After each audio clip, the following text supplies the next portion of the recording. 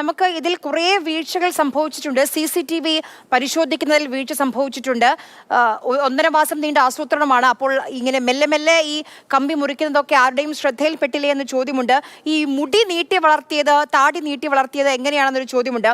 ഈ മുടി മുറിക്കുന്നതുമായി ബന്ധപ്പെട്ട ചട്ടം അത് 298-ൽ ഒന്ന് ഇങ്ങനെയാണ്: 1 മാസത്തിന് മേൽ ദൈർഘ്യമുള്ള കഠിന തടവിന് ശിക്ഷിക്കപ്പെട്ട എല്ലാ പുരുഷ തടവുകാരും അവരുടെ ശിക്ഷയുടെ അവസാനത്തെ തീർപ്പാക്കലിന് ശേഷമോ അല്ലെങ്കിൽ ഇനിയൊരു അപ്പീലിന് സാധ്യതയില്ലാതെ അപ്പീൽ കാലാവധി അവസാനിച്ച ശേഷമോ മുടി പറ്റ വെട്ടുന്നതിന് ആവശ്യമാകുന്ന സമയങ്ങളിലും അവസരത്തിലും അവർ ആഗ്രഹിക്കുന്നില്ലെങ്കിലും അവരുടെ ആരോഗ്യത്തിന്റെയും വൃത്തിയുടെയും ഉദ്ദേശത്തിനായി അവരുടെ മുടി മുറിക്കുകയോ വെട്ടി നിർത്തുകയോ ചെയ്യാവുന്നതാണ്.